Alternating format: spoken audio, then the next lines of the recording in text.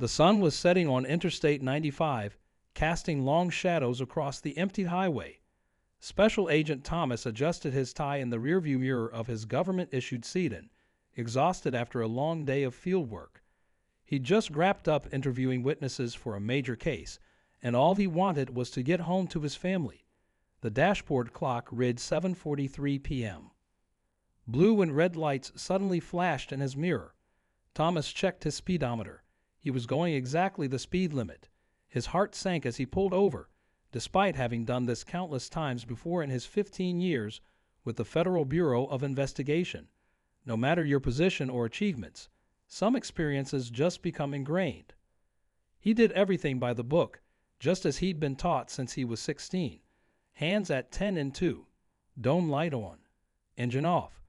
But this time was different. His FBI badge sat in his jacket pocket, and his service weapon was secured at his hip, as protocol required. Thomas took a deep breath, remembering his training from both perspectives, as a law enforcement officer and as a black man in America. The patrol car's door creaked open, and heavy footsteps approached. Thomas kept his eyes forward, maintaining perfect calm despite the tension building in his shoulders. The beam of a flashlight swept across his back window, then his side mirror. "License and registration," came the gruff voice, tinged with an edge that Thomas recognized all too well. He'd heard that tone before, not just as an FBI agent, but long before he'd ever earned his badge. "Officer, I want to let you know that I'm a federal agent, and I'm armed as required by my duties," Thomas said clearly, his hands still firmly on the wheel. "My credentials are in my jacket pocket, and my service weapon is on my right hip. How would you like me to proceed?" The silence that followed seemed to stretch for an eternity. The flashlight beam never wavered. "Step out of the vehicle," the officer commanded, his voice tight with something that could have been either tension or anger. Thomas knew the next few moments would define everything that followed. As he carefully opened his door, the cool evening air rushed in, carrying with it the sounds of distant traffic and crickets beginning their nightly chorus. Time seemed to slow as he emerged from his car, his movements deliberate and measured. In his mind, he wasn't just Special Agent Thomas anymore. He was every black man who'd ever found himself in this situation, every father who'd had the talk with their children, every professional who'd wondered if their achievements would make any difference in moments like these. The officer's hand rested on his holster, his stance rigid. But what happened in the next few seconds would challenge both men's preconceptions and trigger a chain of events that would make headlines across the country. Their encounter would force America to confront uncomfortable truths about power, privilege, and the complex intersection of race and law enforcement. As Thomas stood in the gathering darkness of that highway shoulder, he couldn't have known that this routine traffic stop would soon become a viral video viewed by millions, sparking intense debates in living rooms and newsrooms nationwide. He couldn't have predicted how this moment would reshape not just his own life, but the lives of countless others who would see their own stories reflected in what was about to unfold. The officer's flashlight beam moved slowly from Thomas's face to his chest, then lower, and that's when everything changed. The officer's beam landed on Thomas's waistband, exactly where his service weapon was holstered. For a split second, the tension in the air became almost unbearable. Thomas remained perfectly still, his breath steady despite his racing heart. He trained for high-pressure situations countless times at Quantico, but this felt different, more personal, more primal. "Your credentials," the officer demanded, his voice carrying a slight tremor that only someone with Thomas's years of experience would notice. "Show them to me."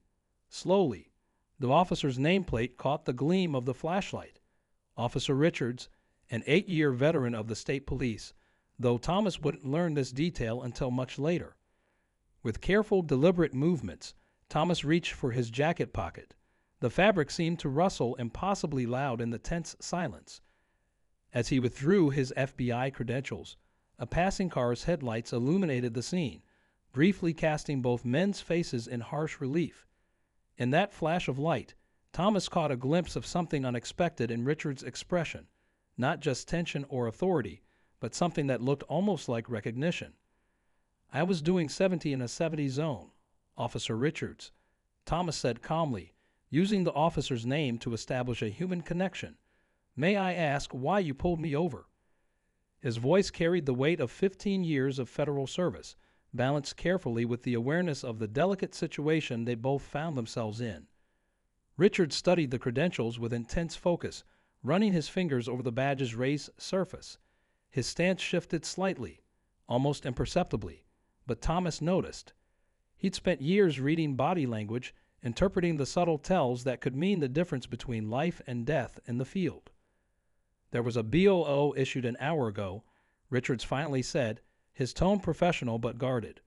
"Armed suspect in a dark sedan, headed southbound on I-95. He paused, glancing at Thomas's car, then back at his credentials. "You match the general description we received." Thomas knew the script all too well. How many times had he heard similar explanations over the years?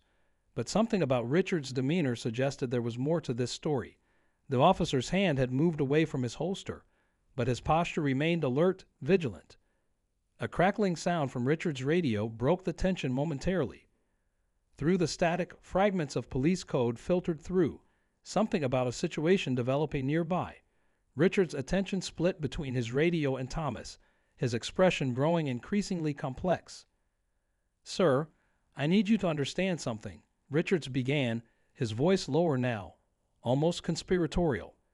He glanced over his shoulder at his patrol car, then back at Thomas. "This stop, it's not exactly what it appears to be." Thomas's investigative instincts kicked into high gear. In his decade and a half with the Bureau, he'd learned to trust his gut when something felt off. And right now, everything about this situation was sending up red flags. The wind picked up, carrying with it the distant sound of sirens. Richard's radio crackled again, more urgently this time. The officer's face tightened as he listened to the transmission, his expression shifting from professional detachment to something that looked almost like concern. "Agent Thomas," Richards said, his voice barely above a whisper, "I believe we both might be working the same case. And if I'm right, you pulling over here might have just complicated things in ways neither of us anticipated. Because that BOLO, it wasn't just about finding a suspect. It was about protecting a witness. And right now, we're being watched." Thomas's mind raced through the implications of Richard's words. The case he'd been working on for the past 3 months, a complex web of corruption involving several high-ranking officials, suddenly took on a new dimension. He scanned the seemingly emptied highway, now seeing it through different eyes. Every shadow, every parked car in the distance, could be concealing someone watching their interaction. "The dash cam," Thomas muttered, maintaining his position as if this were still a routine traffic stop. "Is it recording?" His years of experience told him to keep up appearances, to maintain their cover for any observers. Richards gave an almost imperceptible nod. "And that's not all. We've had reports of fake patrol cars in the area. When I saw your vehicle description match the BOO, I had to verify whether you were who we're looking for or—" He left the sentence unfinished, but Thomas understood. The corruption case had already claimed 2 witnesses' lives in the past month. A commercial truck rumbled past them, its headlights briefly illuminating the tree line beyond the shoulder. Thomas caught a glint of something metallic in the darkness. It could have been nothing, or it could have been everything. His training kicked in as he did a mental inventory of their tactical situation. 2 officers, exposed position, limited cover, unknown number of potential hostiles. "That witness you mentioned," Thomas said, keeping his voice steady and professional, as if they were still discussing a traffic violation. Would their initials happen to be CR, the former city council member who'd agreed to testify about the kickback scheme, the one person who could bring down the entire network? Richard's eyes widened slightly, confirming Thomas's suspicion. They were indeed working the same case from different angles. The FBI had been tracking the money, while local law enforcement had been protecting the witness. And now, somehow, their paths had crossed at precisely the wrong moment. The radio crackled again, this time with a voice both men recognized. "Unit 47, what's your status on that traffic stop?" The dispatcher's tone was routine, but something about it felt off to Thomas. After 15 years in law enforcement, he developed an ear for these things. Before Richards could respond, Thomas spotted movement in his peripheral vision. A dark SUV had pulled over about 100 yards behind them, its headlights off. At the same moment, another vehicle slowly approached from the opposite direction, its high beams blazing.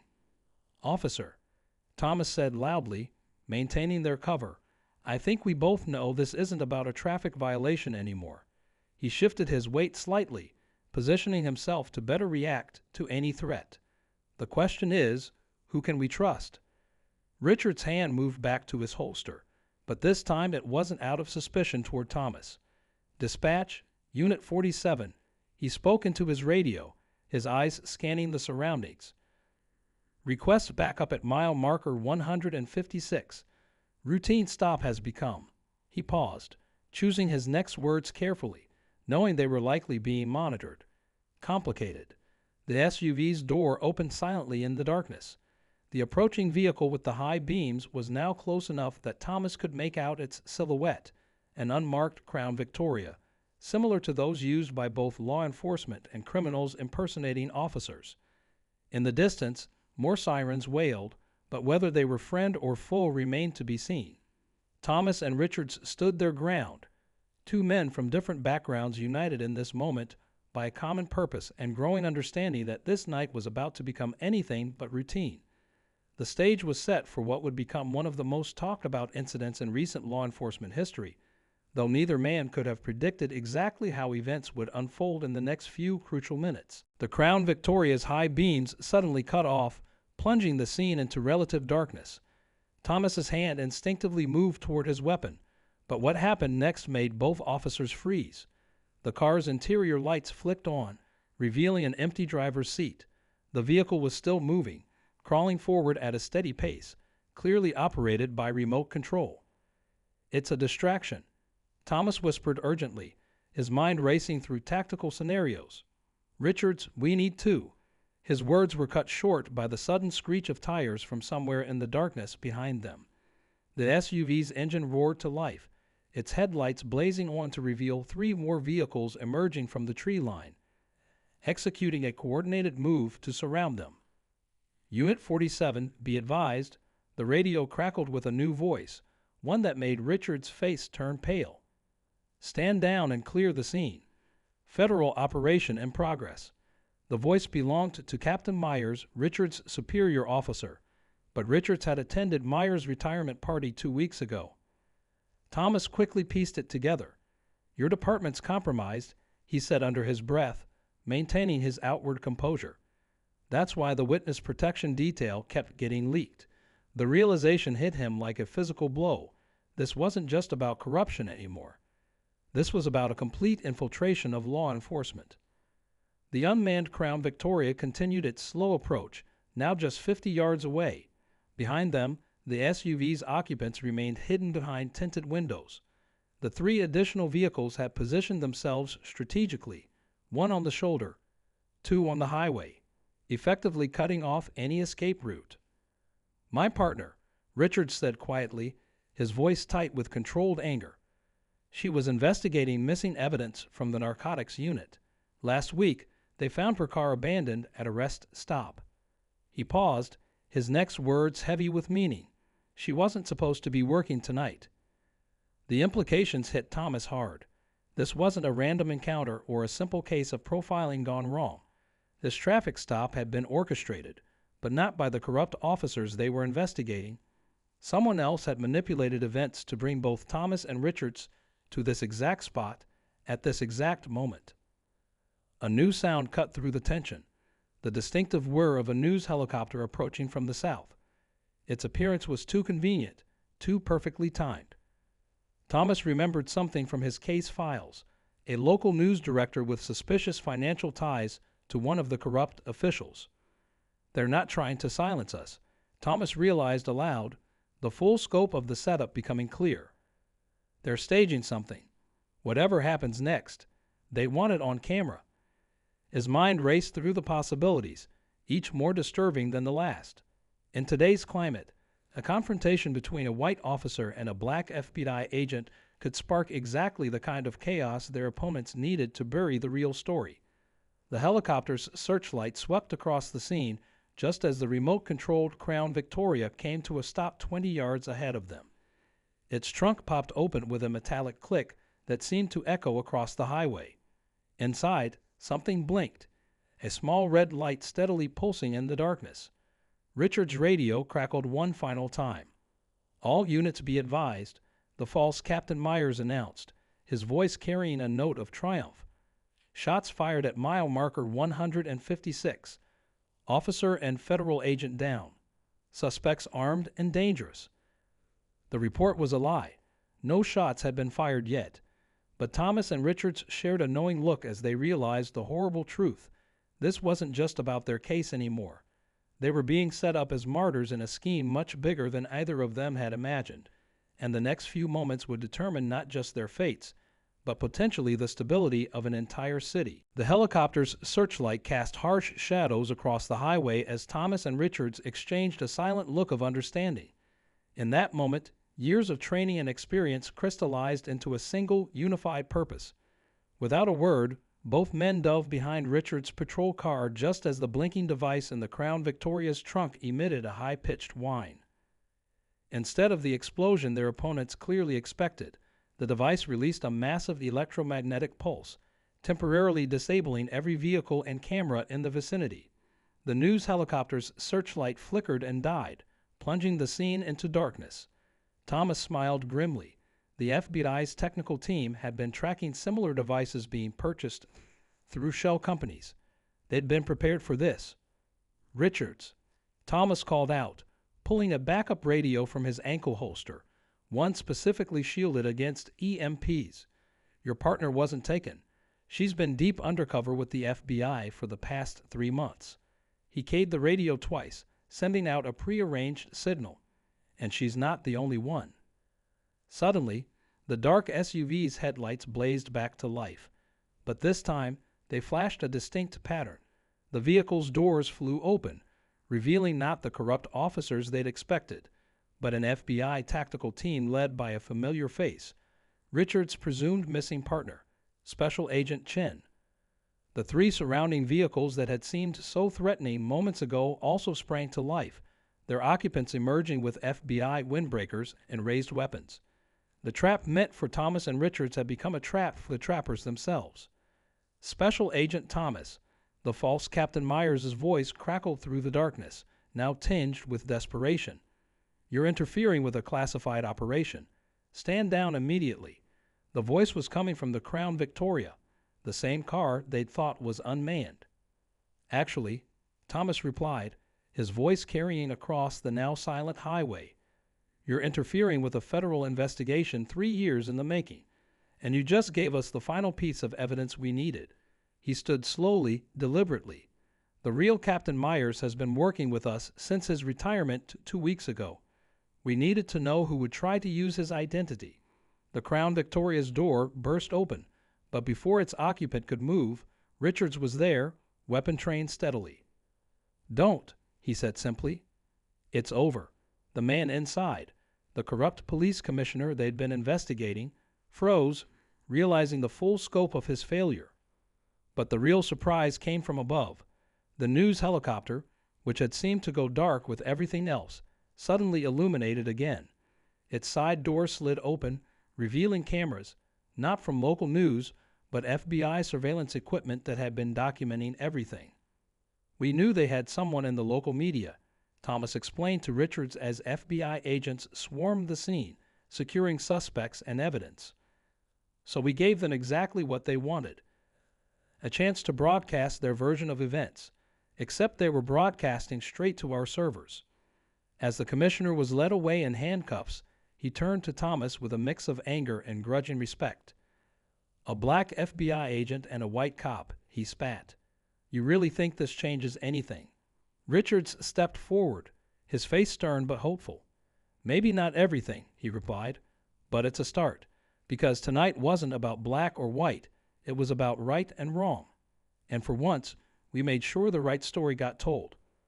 The lights of incoming police vehicles began to appear on the horizon, legitimate backup this time. Thomas and Richards stood together, watching as the largest police corruption case in the city's history began to unfold around them. But both men knew that tomorrow, the real work would begin, the slow, careful process of rebuilding trust, not just between law enforcement and the community, but between all those who had let fear and prejudice blind them to their common humanity. The story would indeed go viral, but not for the reasons the corrupt officials had planned. Instead, it became a testament to how justice could prevail when people chose to see beyond their differences and stand together against those who would exploit them. In the days that followed, the story spread far beyond the confines of their city, but unlike so many viral videos of police encounters, this one told a different tale. News outlets across the country played the FBI's surveillance footage, showing how two officers from different backgrounds had chosen trust over suspicion, unity over division. The commissioner's network began to unravel quickly. Over 30 arrests were made, including corrupt officers, local politicians, and business leaders who had profited from the scheme. But more importantly, the investigation revealed something that hadn't made the headlines: dozens of honest officers, both black and white, who had been quietly gathering evidence, risking their careers and sometimes their lives to fight corruption from within. Thomas and Richards found themselves at the center of a national conversation, not as symbols of division, but as examples of what could happen when prejudice gave way to professionalism and mutual respect. They were called to testify before a congressional committee on police reform, where Thomas shared a moment that hadn't been captured by any camera. Officer Richards had a choice that night, he told the packed hearing room. He could have seen me as a threat or as a colleague. He chose to see me as a human being first. Sometimes that's all it takes to begin changing the narrative. Richards, sitting beside him, nodded quietly, remembering how different things could have been. Special Agent Chen's undercover work proved instrumental in dismantling similar corruption networks in neighboring jurisdictions. The evidence she gathered during her time as Richards' partner led to a broader federal investigation that would continue for months to come. She and Richards remained close friends, their bond strengthened by the trust they'd built in the field. The city began the long process of healing. The police department underwent major reforms, with both Thomas and Richards serving on the advisory board. They implemented new training programs focused not just on tactical skills, but on building genuine connections with the communities they served. 1 year later, Thomas was teaching a class at the FBI Academy. He used his experience from that night to demonstrate how unconscious bias could cloud judgment, but also how professional training and mutual respect could overcome those initial reactions. Richards occasionally joined him as a guest instructor, their story serving as a powerful reminder to new recruits about the importance of looking beyond first impressions. The corrupt commissioner received a lengthy federal sentence, but his final words to Thomas and Richards proved prophetic, though not in the way he'd intended. Things did change. Slowly, steadily, one interaction at a time. The video of their encounter became required viewing in police academies across the country, not as a cautionary tale, but as an example of law enforcement at its best. On the anniversary of that night, Thomas and Richards met for coffee at a small diner near the highway where it all began. They didn't talk much about the case anymore. They didn't need to. Instead, they discussed their families, their hopes for the future, and the small, daily victories that showed them things were moving in the right direction. As they left the diner, a young boy approached them, his mother watching proudly from a few steps away. "Are you the officers from the video?" he asked, eyes wide with admiration, the ones who fought the bad guys together.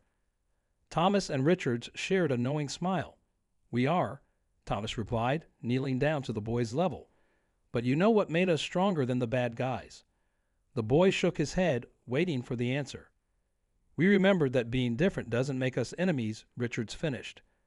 "Sometimes it makes us exactly what the other person needs."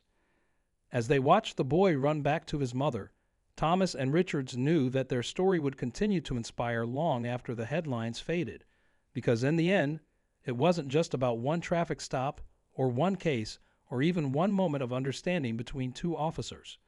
It was about the possibility of change, one human connection at a time.